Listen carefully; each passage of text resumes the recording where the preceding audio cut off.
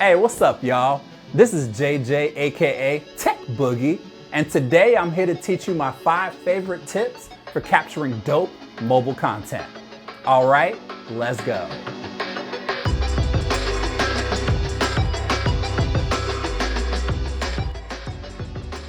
So welcome to my channel, y'all, and thanks for tuning in. Over here is your syllabus for the day. A little about me, I'm a filmmaker and photographer based out of Oakland, California, and I've been doing this full time for 7 years. But even as a pro, like my man Chase Jarvis said, the best camera is the one you have with you. So there's no better time than now, while we're all sheltering in place, to use these devices to have fun, get creative, and put your message out to the world. All right, enough jibber jabber. Let's jump in this thing. All right, my first tip, get your light right. If you ever want to make video semi-decent, you gotta have good light. And what I mean by that is that these phones have really tiny cameras on them. So that means keep light in mind. And by keep light in mind, meaning you need a lot of it. So I'd say if you're filming indoors, you really need to have light on your face. Turn off all your interior lights because the color on interior lights a lot of times is different than the color that you'd get on outdoor daylight. And the mixing of the two light colors makes an ugly picture. You really want to have a succinct color profile for your image. So sit your butt in front of the freaking window and put your camera in between the window and yourself, and that's really gonna give you the best look. I'm using this technique right now, sitting in my living room with the window on the other side, the camera in between facing me, creates a well-lit image. If you're recording at nighttime, yeah, you gotta use the light that you have. Any light is better than no light. I would just keep an eye out for using different lights, right? If you have one light that's really bright, I would try to experiment with that and angle it in a way that it lights your face or the subject that you want to light up. So that would be my recommendation. Another thing that you can do is actually buy lights online. You can get some really nice lighting for relatively cheap, especially if you're really just filming your upper body. In the description of this video, I'm gonna have links to all these things that I'm mentioning. Just a quick disclaimer, they are affiliate links, so I will get a small percentage, which will help me just keep creating more content for you. So look in the description and I'll have a list of all these items so you can buy those directly. So if you're outdoors and filming, I would say light is also very important, but it's different considerations that you want to make. My preference, my favorite, is to find a completely shaded area. You're gonna have a really even, clean, natural, beautiful image. If you have more direct sunlight, with mobile video, you really need to have the light in front of you on your face. Yeah, if you have the light behind you, which I'll show you an example of, mobile phone can't handle that, unfortunately. Either have the light, on your front, illuminating your face, or get in a completely shaded area, which is the best option to get the cleanest light outdoors.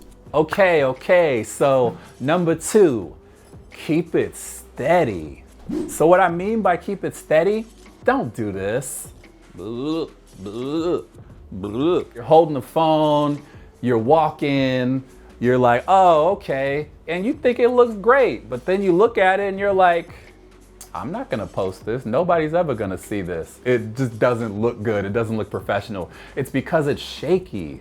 So there's a few ways how to get steady footage. For the sake of storytelling and building a brand, you really, need to invest in a tripod. That's the easiest way that you can really upgrade your footage for the cheapest and the quickest. The dope part about phones is you don't need a really expensive tripod because the phones are so light, they're so small. The next one I would say, if you really want to get fancy, get you a stabilizer. It's an electronic device that actually will detect the balance of the camera, and if the balance is incorrect, it fixes it automatically, creating this butter smooth image that you can use to be walking around. You can even be running like top speed and still get a solid, like steady image. They're a little bit more expensive than a tripod, but I think they're totally worth the investment, especially if you want to have something that's more versatile. When anybody sees the footage, they're always like, oh wow, like how did you do that?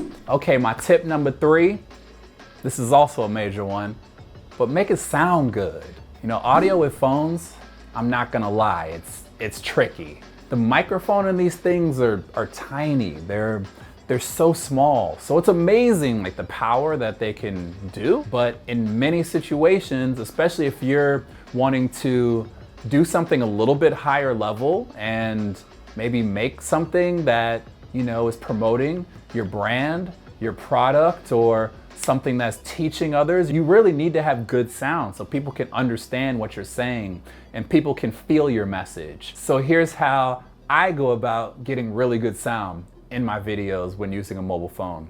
To start it off, you know, the first thing I would do is you really want to get as close as you can to your subject. If your subject is yourself, you want to have that phone on your tripod as close as you can to yourself without it looking weird, without the phone, you know, showing you your nostrils, your nose hairs. You really want the phone decent amount, a comfortable amount from you, but as close as possible, because the closer that the phone gets, the more clear the audio will be. And you really need to watch the ambient noise going on around you.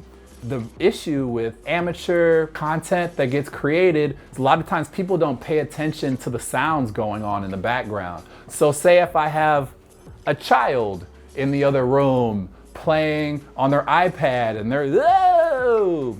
The phone, it's really sensitive. It's a very sensitive microphone. It could easily pick that up in the other room. So you really got to be conscious about your environment, where you're filming, and the noise that's surrounding you, especially when you're just using the microphone that's built into the phone. Yeah, my hat's about to fall off. Okay, so that's what you want to do if you're just using the microphone that's on your phone. But honestly, what I prefer and what I recommend is invest in a microphone. So I have 2 microphones that I can recommend. A lot of people like shotgun microphones. Rode makes a really nice mobile microphone that you can use on your phone. I would say it's great. You still have to keep in mind proximity, so how far your camera's away. But if the phone is within 5 or 6 feet of you, I think, you know, the shotgun microphone is probably your best bet because it's the easiest. But I truly believe the best solution for most people, especially if you're on a budget, you're just trying to, you know, really create the best content for the lowest price possible, is investing in a wired lavalier. That's really how I got started. I think my first 2-3 years as a filmmaker, wired lavaliers is what I used. You can get them for under $50 online, and it's really a microphone like this one that I have on right now that plugs directly into your phone and basically allows you to move around anywhere you want and still record really clean, natural, crisp audio. So here's an example of the difference. Okay, I'm about 8 to 10 feet away using the built-in microphone on the phone. How does it sound? It probably sounds really whack.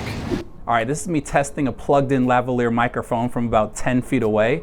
You still should hear a crisp, clean sound even when I move back, because the audio is coming directly here attached to my lapel.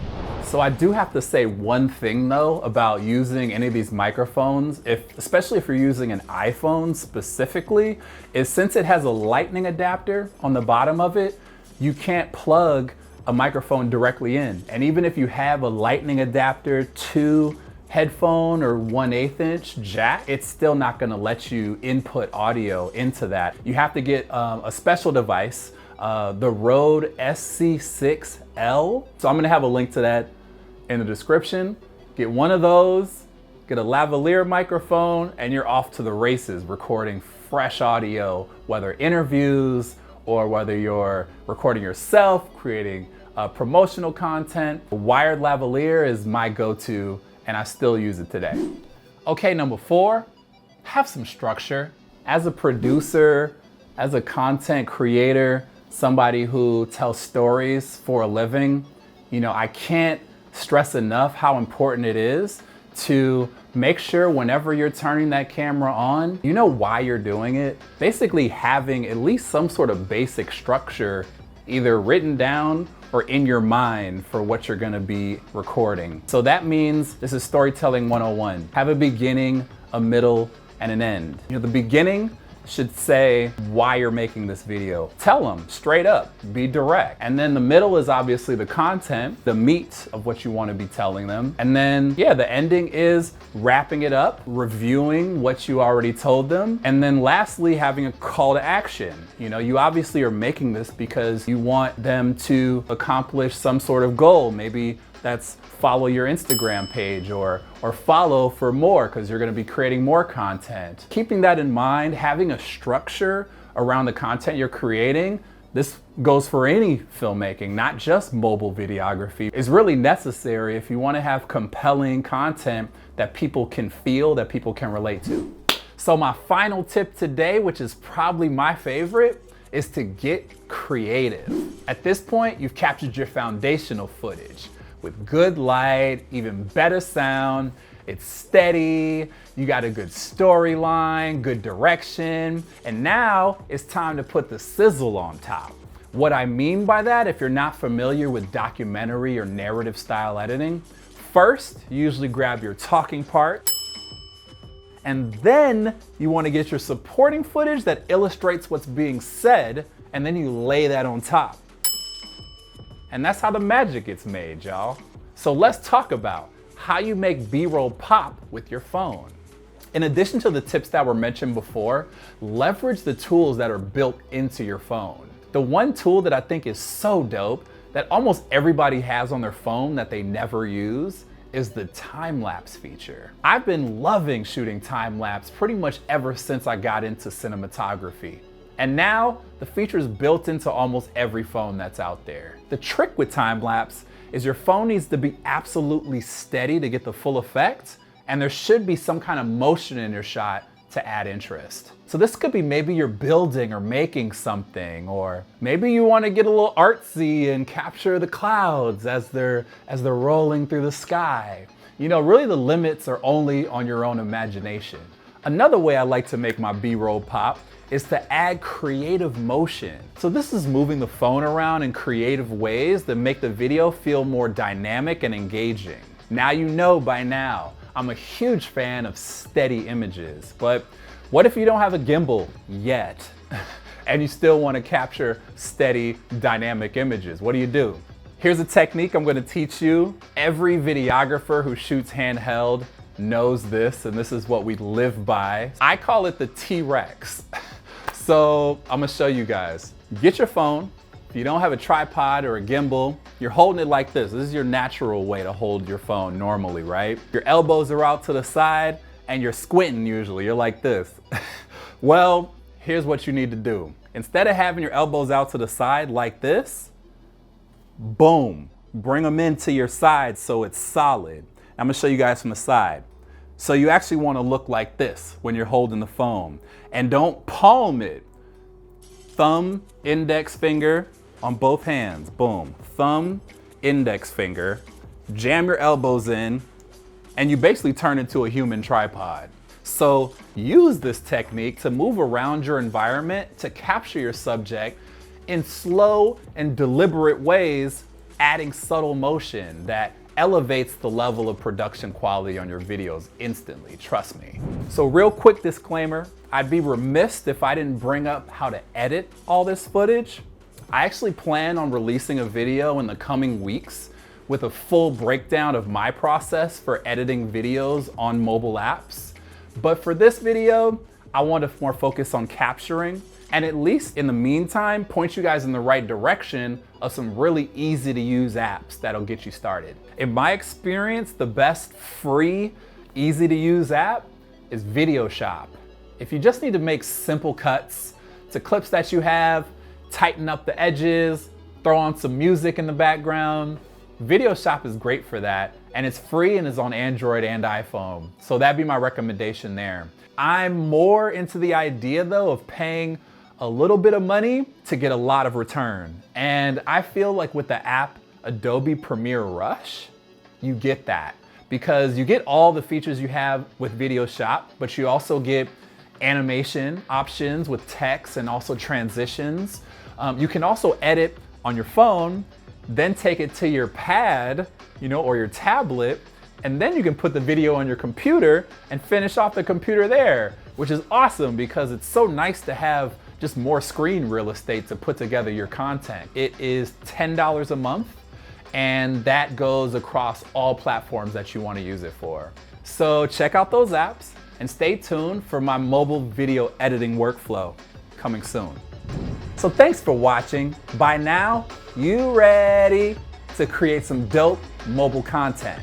Please subscribe to be notified about new videos that are focused on helping you, creators, live your best lives. Once again, my name is JJ. You can catch me on all major platforms under the name Tech Boogie. And remember, I'm always down to answer any questions that you might have. So reach out.